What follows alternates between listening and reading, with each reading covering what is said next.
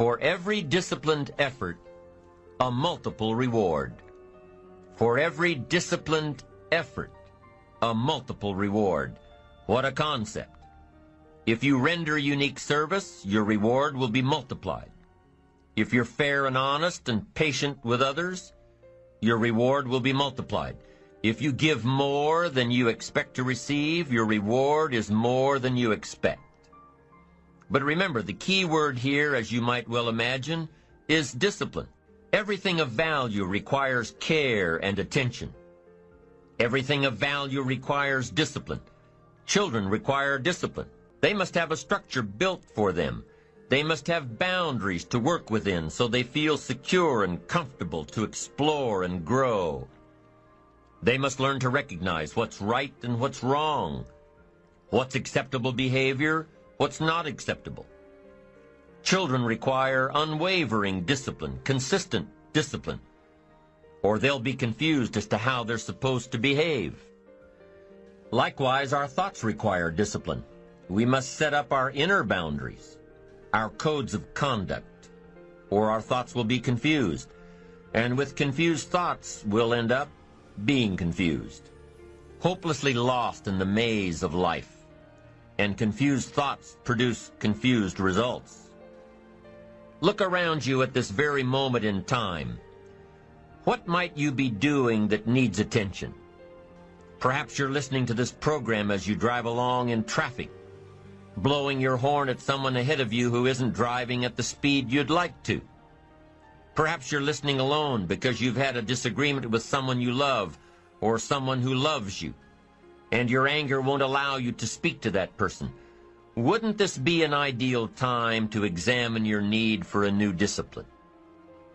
Perhaps you're on the brink of giving up or starting over or starting out, and the only missing ingredient to your incredible success story in the future is a new and self-imposed discipline that will make you stay longer and try harder and work more intensely than you ever thought you possibly could. The most valuable form of discipline is the one that you impose on yourself. Don't wait for things to deteriorate so drastically that someone else must impose discipline into your life. Wouldn't that be tragic? How could you possibly explain the fact that someone else thought more of you than you thought of yourself? That they forced you to get up early and get out into the marketplace when you would have been content to let success go to someone else who cared more about themselves. Your life, my life, the life of each one of us is going to serve as either a warning or an example. A warning of the consequences of neglect, self-pity, lack of direction and ambition, or an example of talent put to use. Can too much discipline be a bad thing? Can you possibly be too disciplined? Too much of anything is a bad thing. Life without balance results in an unbalanced life. Walking around the block every day is good. Walking or running 6 hours a day is bad. It's obsessive. Unless, of course, you make your living as a marathon runner. Then you're doing your job. Eating an apple a day is good. Eating only apples is bad. You won't get all the protein and vitamins and nutrients your body needs. Working hard, burning the midnight oil, doing it until is good. Working nonstop, never taking a vacation, never having any fun, never spending quality time with the people you love, working day after day, month after month, never taking a break year after year, is bad. If you've got your nose to the grindstone all the time, how are you ever going to spot new opportunities, consider new ideas? It doesn't work that way. You've got to stop and ponder where you've been and where you're going. You've got to reflect so you know if you're even on the right track. Everyone has heard the story of Willie Loman in the play Death of a Salesman. Willie was a workaholic. He typified the old-fashioned concept of success. After all, if you're always working, you must be successful. No, it doesn't work that way. For workaholics, there's never enough work. They can work 10, 12, 14 hours a day, take 2 jobs, work them back to back. The only satisfaction is fighting off sleep, denying life's pleasures, getting more tasks done. Some people are impressed with this type of behavior. But just because a workaholic spends too much time working, that doesn't mean he or she ends up with the most money. These people are generally more task-oriented than results-oriented. They're busy being busy, not busy being productive. Workaholics generally end up alienating their families, losing their health, facing a crisis of values. Now, wouldn't you prefer a life of productivity rather than a life of tasks? Of course.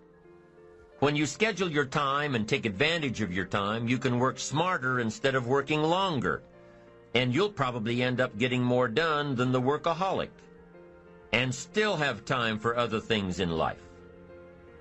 Enlightened self-interest says, I will look for new ways to work smarter by focusing on doing more per hour instead of doing more hours. It says I will run my day so my day doesn't run me. Enlightened self-interest also says that a life worth living comes from a life of balance and moderation. Too much of anything, even good things, will sooner or later throw you off track. Now, here's the key technique that you can use in your life to help keep you on the right track. This technique is called visual chain thinking. Ambitious people don't see each step toward their goals as a singular step, each discipline as a singular discipline, each project as a singular project, each sale as a singular sale. With everything they do and with every discipline they adhere to, they see it all as part of a chain, a link in the chain of events and actions that will lead them to their final destination. Every action and every discipline today is a link in the chain. Every action and every discipline tomorrow is a link. Every action and every discipline in the future is a link. When you can see that every link in the chain will eventually lead you to the things you want most out of life, to the person you want to become, then you won't grow discouraged or fearful or impatient with today.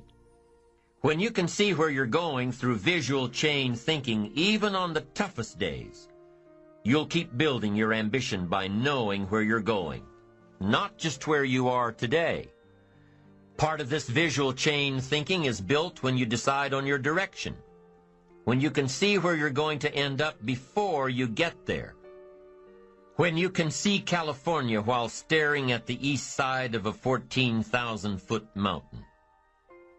And building your visual chain of thought begins when you have well-defined plans for your career, your family activities, your investments, and your health.